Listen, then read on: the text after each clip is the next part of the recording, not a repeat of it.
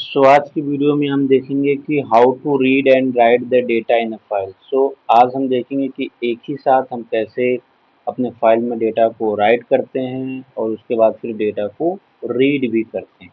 और आपको मैं बताया था कि एक ही साथ फाइल को राइट और रीड करने के लिए वहाँ पे हमें एफ स्ट्रीम क्लास का यूज़ करना पड़ता है। ठीक है, लेकिन हम कोड पे आने से पहले हमें एक चीज़ सीखना होगा, वो चीज़ बहुत ज़रूरी है। So let's see. तो ये चीज़ हम सीखेंगे, reading and writing using F stream.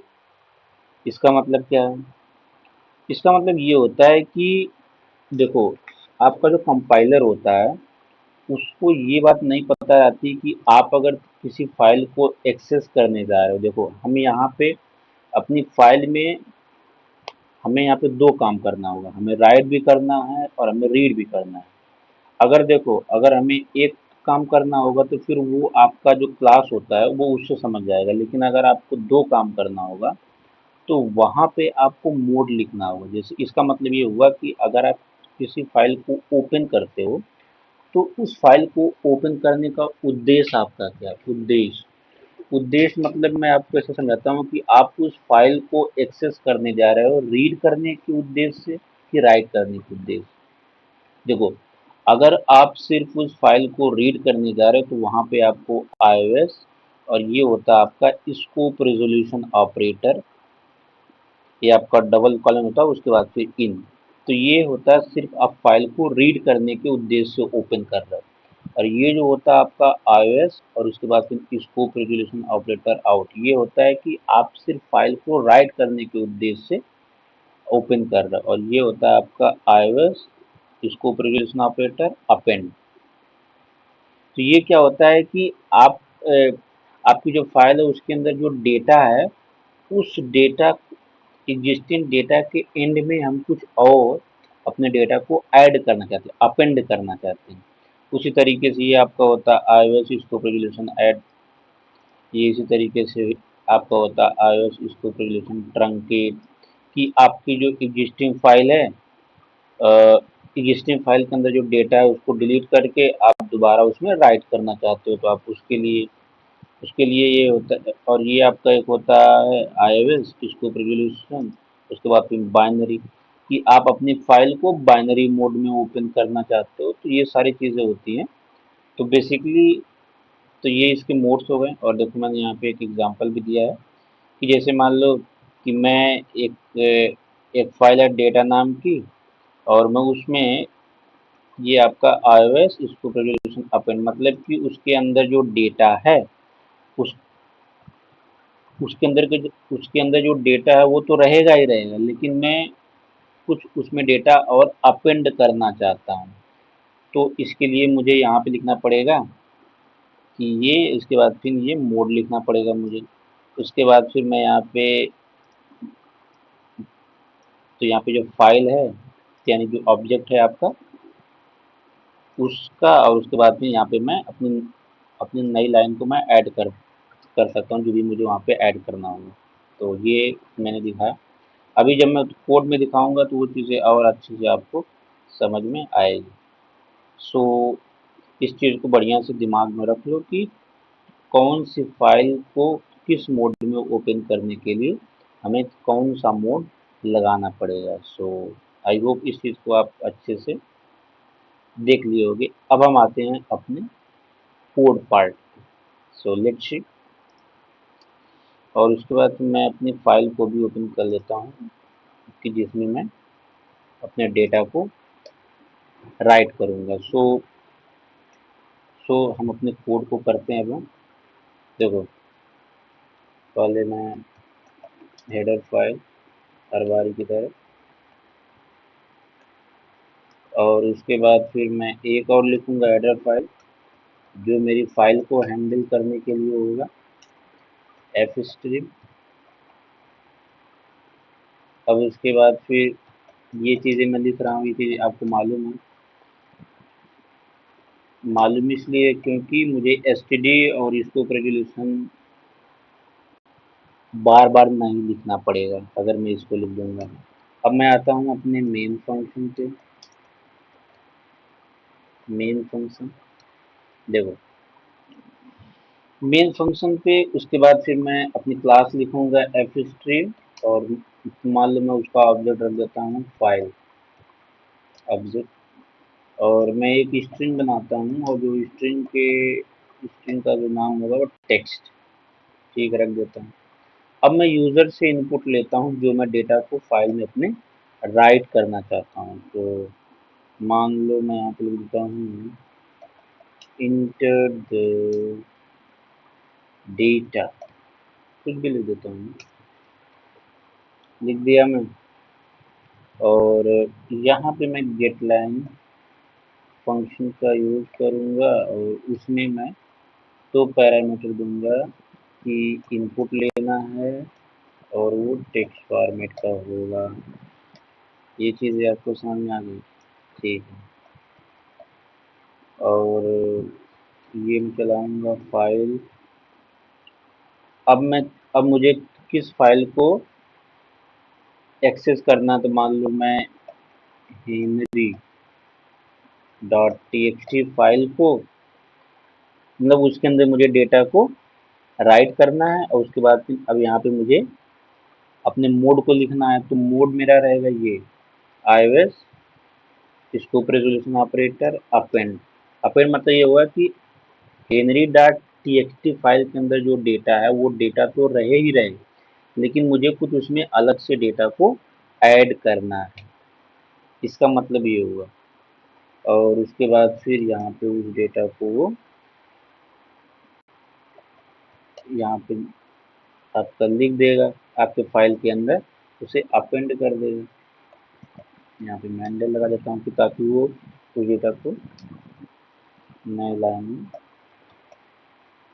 Print करे। और मैं यहाँ पे फाइल को क्लोज कर देता हूँ। तो यहाँ तक तो जो अपना काम हुआ ये फाइल के राइटिंग के लिए हुआ था। अब हमें रीड भी करना है फाइल को, रीड द फाइल। अब यहाँ से हमें फाइल को रीड करने के लिए क्या करना पड़ेगा, देखो।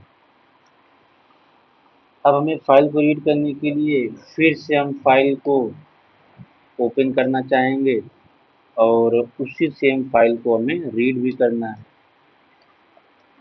हमने जिस फाइल में राइट किया है।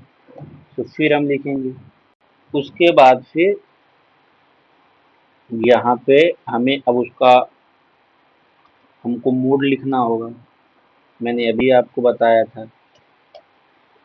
तो यहाँ पे मोड हमारा रीड का मोड होगा। देखो मैं एक बार आपको दिखा दूँ, यहाँ पे जब मुझे फाइल को रीड करना है तो iOS scope resolution open for reading, हमें अब फाइल को रीड करने के उद्देश्य ओपन करना है। और यहाँ पे जो हमने ऊपर लिखा था ये iOS स्कोप रेजोल्यूशन ऐप, यानी कि हमें उस फाइल में डेटा को अपेंड करना है। तो हमने राइट के लिए हमने ये वाला मोड यूज़ किया था, iOS स्कोप रेजोल्यूशन ऐप। तो हम कोड पे दोबारा आते हैं और अपनी फाइल पे, तो देखो यहाँ पे हमने लिखा है अपना जो मोड है अपेंड मोड लिखा है, और यहाँ पे जो हमने सिर्फ हमें अपनी फाइल को रीड करना है। तो इस चीज़ को आप ध्यान में रखो। और यहाँ पे अब हम एक लूप चलाते हैं, यहाँ पे हम एक लूप चलाते हैं, वाइल वाइल लूप लगाते हैं। इसका मतलब ये होता है कि हम अपनी फाइल को लाइन बाय लाइन रीड करना चाहते हैं।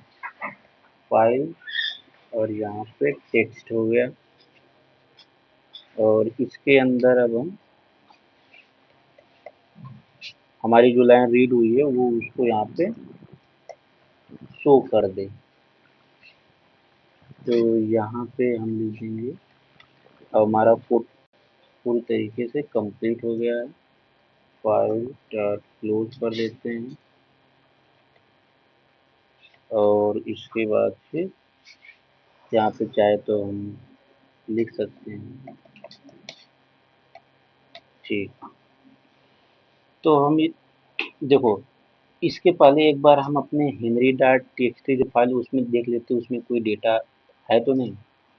उसमें डेटा कोई भी नहीं है। सो हम इसमें लिख देते हैं कि hey everyone, good morning to all of you,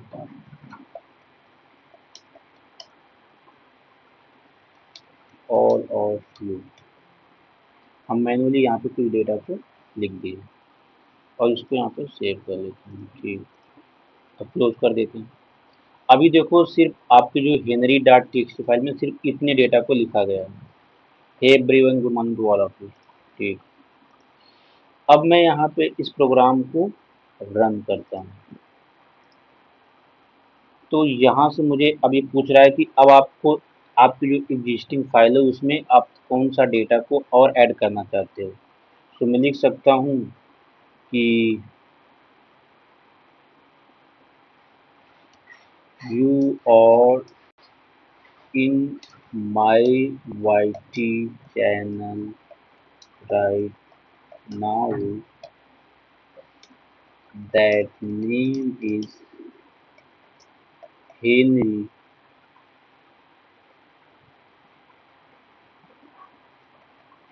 Code with Henry. ठीक है, अब देखो मैं इसको एंटर करूंगा तो देखो, तो यहाँ पे लिख दिया hey everyone, good morning to all of you, जो मैं आपको मैनुअली यहाँ पे दिखाया था अपने फाइल में डेटा को राइट करके।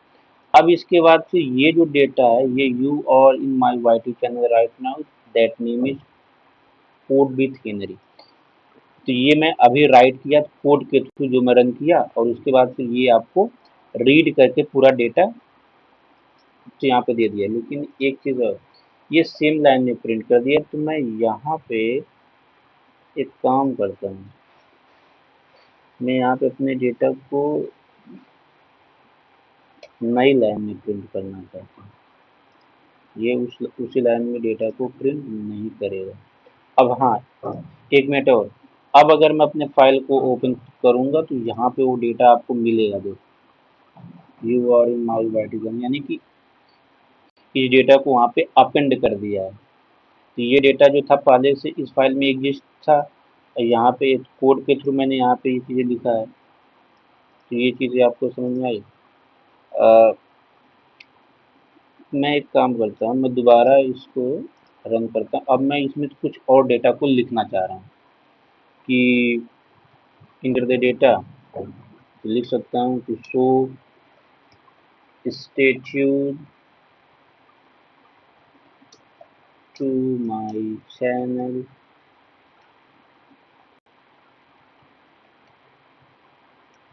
ठीक। अब देखो, अब यहाँ पे hey everyone, good morning to all of you है, ये जो मैं मैनुअली लिखा था। और यहाँ पे जो मैं ये लिखा था, ये पहले वाले केस में लिखा था जब मैं इस कोड को रन किया था। दूसरी बार जो मैं लिखा हूँ so stay tune to my channel, तो देखो यहाँ पे नई लाइन पे यहाँ पे आपको प्रिंट कर दिया। इस तरीके से आप अपने डेटा को उसमें राइट करते जाते हो और ये आपको आपको पूरे डेटा को रीड करके दिखा देता है। तो ये चीज़ें आपको सब, अभी मैं इसको अगर इस फाइल को ओपन करूँगा तो देखो यहाँ पे डेटा मिलेगा। So stay tune to my channel. तो आई होप ये चीज़ें आपको समझ में आई होगी। इसी तरीके से आप अलग अलग फाइल में भी ट्राई कर सकते हो। जैसे मान लो एक मैंने यहाँ पे फर्स्ट डॉट टी फाइल भी बनाई है, तो यहाँ भी मैं इसको लिख सकता हूँ। मान लो मैं यहाँ पे, तो आप कुछ भी ऐसे अपना, जैसे मान लो यहाँ पे मैं लिख दूँ so this file is first, तो अच्छा मुझे सेव नहीं किया था क्या।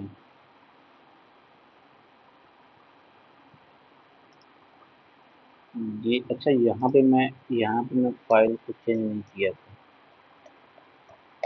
सॉरी। अब अगर मैं यहाँ पे लिखूँ, इसको अबॉर्ड करूँ पहले।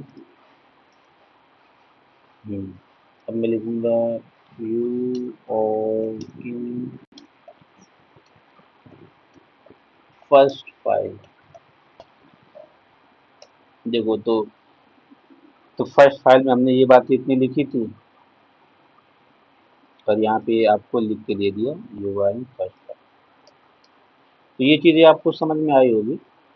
सो आज के लिए इतना ही। अब हम देखते हैं अपनी नई वीडियो में कुछ नया सकें। Thank you.